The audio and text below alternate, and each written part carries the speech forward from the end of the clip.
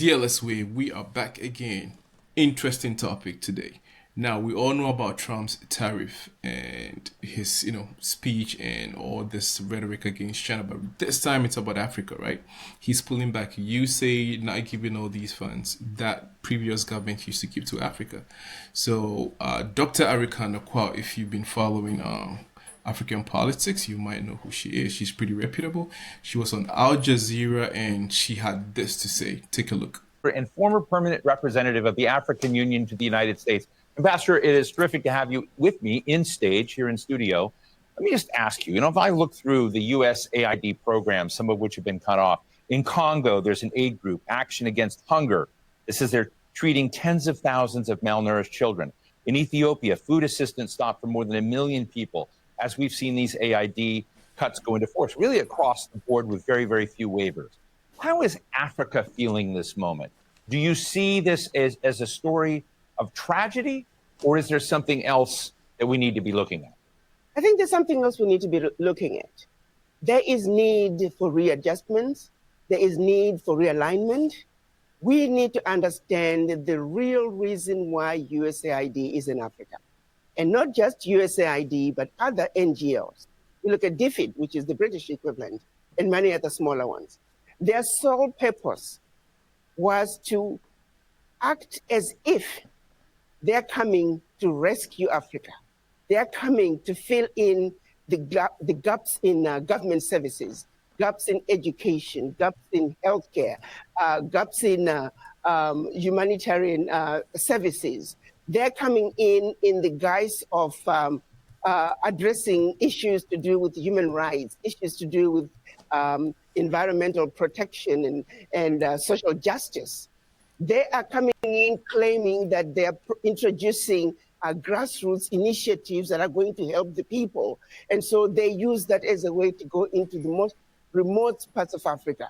They're talking about government advocacy. When you look at it on paper, it all looks really good, but they're actually wolf in sheep's clothing. They are using that open access sounding humanitarian to constantly destabilize governments. I can tell you right now, the majority of African leaders, and not just African leaders, but leaders in the developing world, are celebrating the exit of USAID. I was listening to a program, I believe it was CNN, and I was jumping up and down. It was a government official from Hungary. He was echoing the same sentiment. He said they are happy USAID is leaving Hungary because they are always supporting opposition. Their form of government advocacy is supporting whoever can keep the government in a turmoil. Ambassador, let me just jump in here. This is a message that I don't think many Americans hear. I think many Americans believe, not all of them, but many of them believe that AID was essentially set up for philanthropic reasons, for dealing with the HIV/AIDS crisis, dealing with the various instabilities in the region, dealing with infrastructure deficits. But you're saying that there was something else as part of that package, meddling. A major meddling agenda, major meddling agenda. The majority of some of the workers, now the average USAID worker may not realize it, but quite a few of them are also operatives who are underground. And their major agenda is to destabilize governments, destabilize countries. If you think about it, their sole purpose, for example, filling in the gaps in healthcare and education. Where is the change? Show me one country that USAID was in and education improved. Show me what country where USAID was in and healthcare improved. The social services they're bringing, it's peanuts. The American taxpayer needs to know the billions of dollars that are being given to USAID, a fraction is making it to the people. One of the highest profile medicine programs is PEPFAR, which both Republicans and Democrats here in Washington are really having outcries about. It was one of the signature programs of President George W. Bush to try to respond to the HIV/AIDS epidemic in Africa. What's the view on that front? Let's look at what HIV/AIDS was used to do. We know of a program that was run out of South Africa where they actually were injecting people with the virus. The reason some of the AIDS virus spread as rapidly as it did in Southern Africa, there were some very dirty games being played on African people. They were using Africans as guinea pigs for experimental activities. Even when you look at every aspect, they're using us as guinea pigs. Yes, there is some good, a percentage of some good, but not all of it is done with good intention. You look at agriculture, they're destroying African agriculture by introducing those GMOs. You plant your seed in one season, your soil is finished. We used to have seeds that we can use from one season to the other. The introduction of GMOs through these agencies, USAID is one of them. We are destroying Africa in a massive way.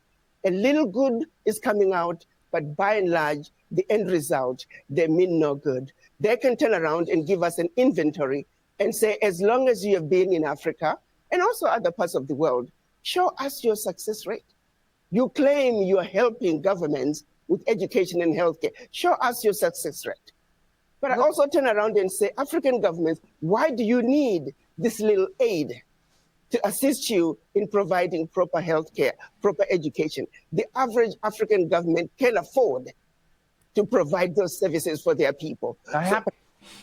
All right. I mean, that is a very, very loaded, like, I can't really say if it's just conjecture, it's really fact, but I'm saying she is really reputable. She's been in like bigger and higher positions. So I believe whatever she's saying, she knows exactly what she's talking about. But for me, one thing she brings up that is really riveting is by asking, why are African countries also kind of taking these aids, knowing very well that it's not really doing much. It's not really helping the people because, as she said, what is the success rate? Yeah. Like she's saying, show me. You've been giving us these aids for decades. Where is the success rate? Because we all don't see it. So for me, she's really hitting, a lot of good like punches or throwing good punches, so to speak. Yeah, I think I agree with her. I mean, I've been privileged to see how some of these NGOs operate. I can speak for Ghana. When you go to, especially the northern parts of the country, there's so many of these NGOs. And I also always stand by the view that I don't think that any country with all its internal problems will just be giving you aid and the food and all these things for free. There's definitely something behind it. You just can't pinpoint at it, but she's coming out with some bold claims. And with her caliber and the kinds of jobs, positions she has held, I think she knows what she's talking about. So I've like she's saying, I've also always believed that there is some hidden agenda behind all these NGOs. I mean, you take the best country in the world, if there's even anything like that. But if we assume there's the best country in the world, which many people assume is America, they have so many problems in America they can use those monies to solve. Why would they leave the problems and ship a lot of money and goodies to other people who are capable of doing things for themselves anyway? I mean, we can go as far back as political ideologies. Whether it's communist or Democrat or wherever, everyone is trying to push their agenda into the world. And I believe these are some of the ways that they can have that influence. So yeah, I agree with what she's saying. Yeah, I mean, we're not that old, but think about it. I mean, since when did the West ever give anything for free? You know what I mean? I mean, since colonial times. I mean, it's just almost unbelievable, for one to be that naive, right? Saying that we're gonna give you millions of dollars for free, absolutely no strings attached. That would be like, so naive, it would be unbelievable. All right, let's see what more she has to say. Right. Now, the French are very big in aid programs. As you mentioned, the British. There are also Chinese aid programs. Are all of these programs essentially power plays, and all of them need to be suspended? How do you see some of the other international programs in Africa now? All underground covert operations. Why does Africa need them? Why do we need them? Africa has been the provider. If you look at Europe, Europe cannot survive without Africa. One situation that people don't realize, post-World War, when the US came up with the Marshall Plan, what they don't tell you is that the contribution through exploitation of African minerals was actually the biggest funder of the European Recovery Plan, ERP, aka the Marshall Plan. US contributed $13 billion, which is now present day $175 billion, which, by the way, the American taxpayer must be paid back. Nobody's asking for that money back. But what they don't tell you is that Africa, through exploitation of its resources by the Europeans, was actually a much, much bigger contribution to the European recovery post-World War II. Nobody talks about that. Why does such a continent that did so much to help Europe recover continue to be so poor? Let's be realistic here. Let's not talk about peanuts. Africa does not need the aid.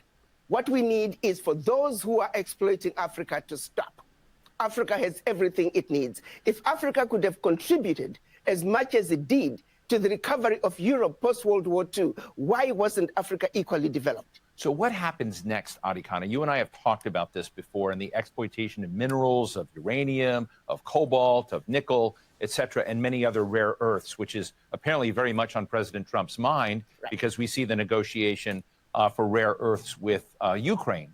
But you and I have talked about the artificially low prices and the fact that many economies in Africa don't participate in the gains and growth of the exploitation of those resources. What happens now when these aid programs are withdrawing? Does the social contract between American mining operations or other global mining operations, does it give an opportunity for the power dynamic to shift and change? And what will that look like? I think this is a wake-up call for the African leaders.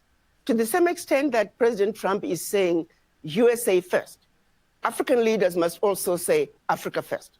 This is a wake-up call to the African leaders to take inventory of what is really happening in their countries. Do they really need the peanuts that are coming in as aid? What is really going out? If I may use the example of what happened in Niger, when the government decided they were going to take over the mining of their uranium. The French companies that were mining the uranium were paying the government 80 cents a kilo for the uranium, and then turning around and selling the uranium to the rest of the world at 200 euros a kilo. So that one move from the Nigerian government to say we are now going to take ownership of our own uranium, they went from realizing about $1 billion in uranium resources to over 300 billion a year. Do you realize what I'm talking about? No amount of NGO could bring that kind of money. And this is only one mineral. Now imagine the country taking inventory of all their minerals and benefiting from their natural resources like the rest of the countries in the Western world. That is what African leaders need to look at. Do you see that in the horizon of African leaders right now? They're do you see them? Who do you see as the standout winners of that kind of change? And who do you think is still chasing AID contracts? Let me tell you, we need to look at what's happening in Burkina Faso, Niger, and Mali.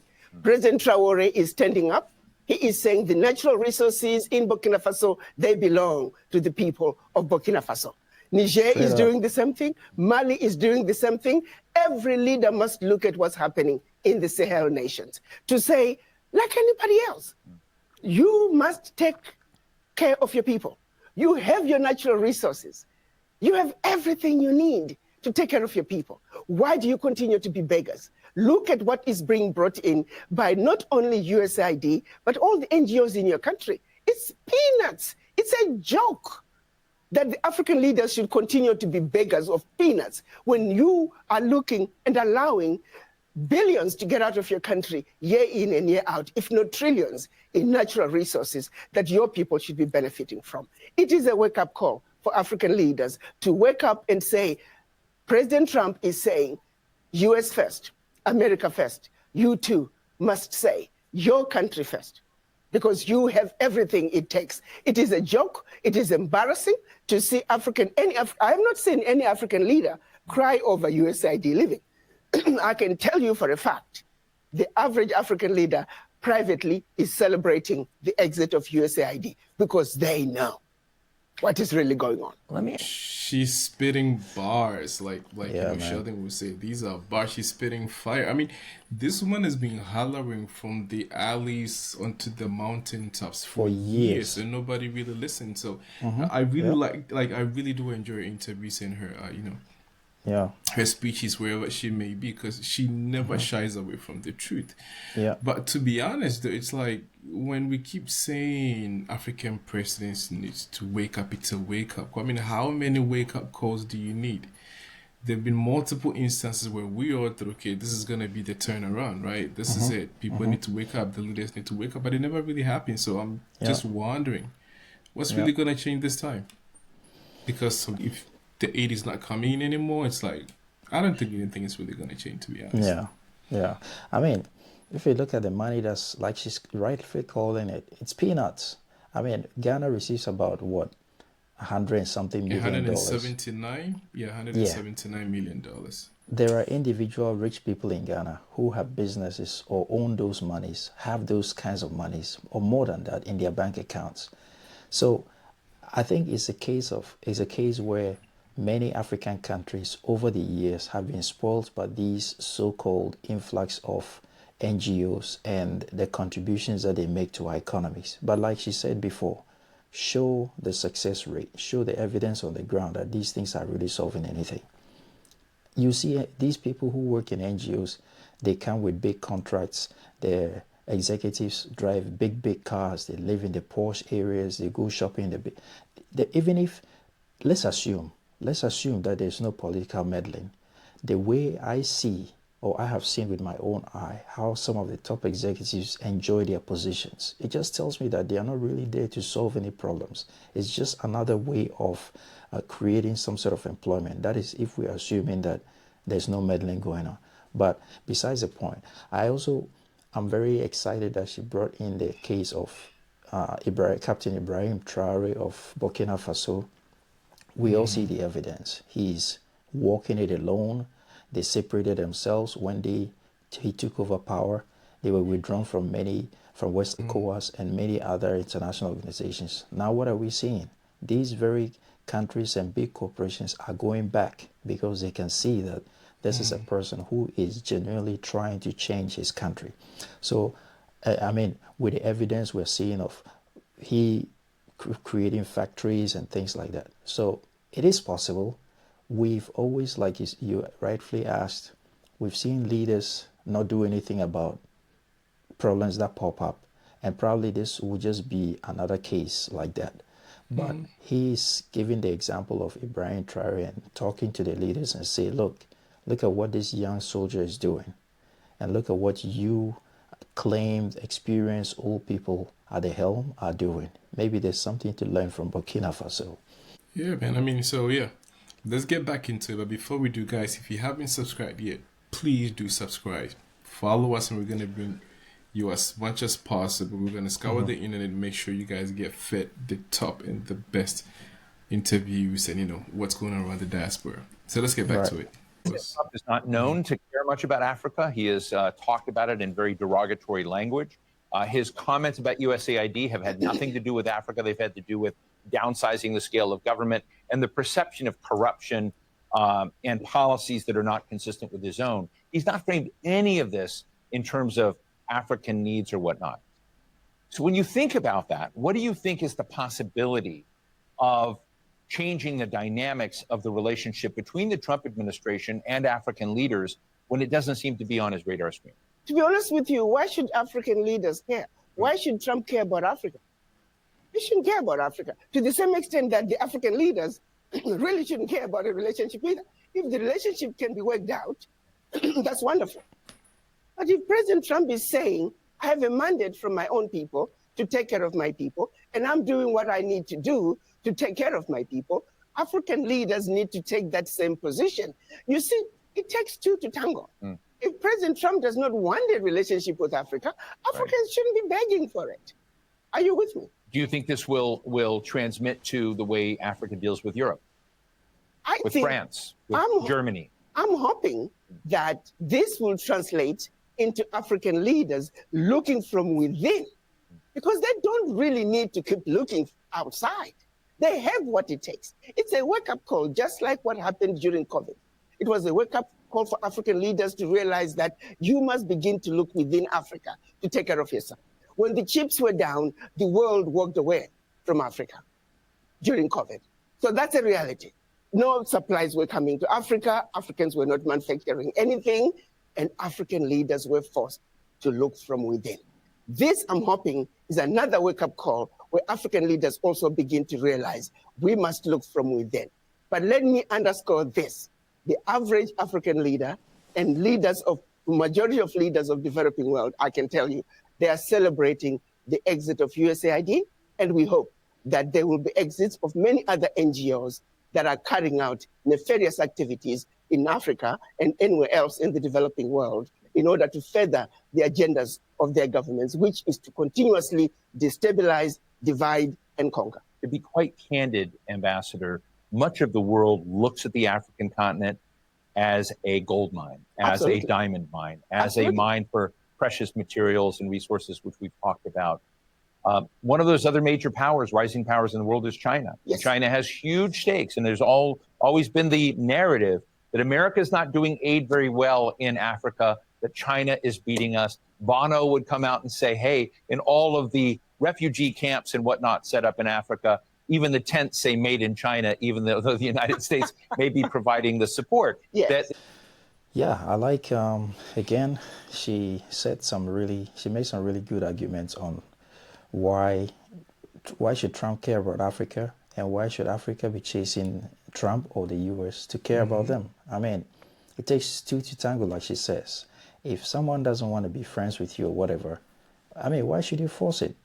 And I also, personally, I always ask myself, we should be the ones that other people should be running to, not the other way around. Because when you talk about resources, we have the most resources in the world. These are proven facts.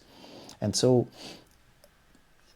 again, the time has come where we have to not decouple, but separate ourselves in that sense, where we do things on our own rather than hoping that some Christ from somewhere is coming to save us.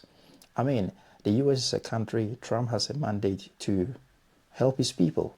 And so if he comes with an agenda saying America first, like she rightly said, African leaders should also say Africa first. So if you want to do business with us and you come at the negotiating table, we make sure we earn 70%, you earn 30%, just like the whole world has been doing to us for decades. So I think all the points she's making, the summary of it all is we have to start to look from within, and we have to start negotiating better. We have to start making good use of our own natural and human resources for the betterment of the continent. As simple as that. And I like the fact that she's not stepping on any toes. She's keeping a neutral ground, but at the same time, chastising our leaders for not doing enough. So I think her responses are just spot on and perfect for as responses that she's giving to these questions. Yeah, I think that's what I have to say. Guys, if you haven't subscribed, please kindly subscribe now, because with your support, that's when we get to bring you more videos like this. Now let's get back into the video. Now, the thing is, with me, what she's been saying, like I said, she's been talking about similar stuff for a very long time. But the point, if you look at what happens almost every year, there's always like US Africa Summit, Japan Africa Summit, Russia Africa Summit. I mean, so it's always like one country have one man as the president of his country, dealing with like 54 presidents or heads of states from Africa. And for me, that alone in itself is kind of embarrassing. You know, it's like, it's almost like 54 heads of states from Africa. Fly to one country. All going to talk to one single person, one man. Yeah. That goes to show you, you know, the unbalanced, you know, power dynamics that's going on. Because if you guys are going to go sitting from one guy, then it shows you guys are literally puppets. Yep. Because they will give you these aids and they'll tell you where to invest these aids and what to do with them.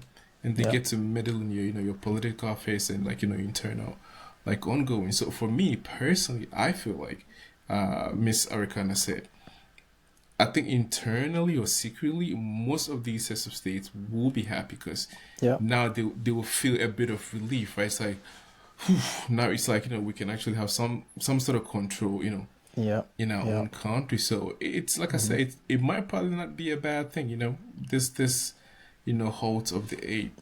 Sometimes, like you say, some blessings do come in disguises. So this could be one of those people things. who are really vulnerable and have direct benefits, they might suffer for a while, but But like she said, I think our governments really are capable. They have the capability Yeah. to take They're care of just their being lazy, people. straight up lazy. So, guys, leave us your comment down below. Let's see what you guys think about this interview. We'll bring you another one very, very soon. So keep your eye out. We'll see you soon. DLS out. Peace.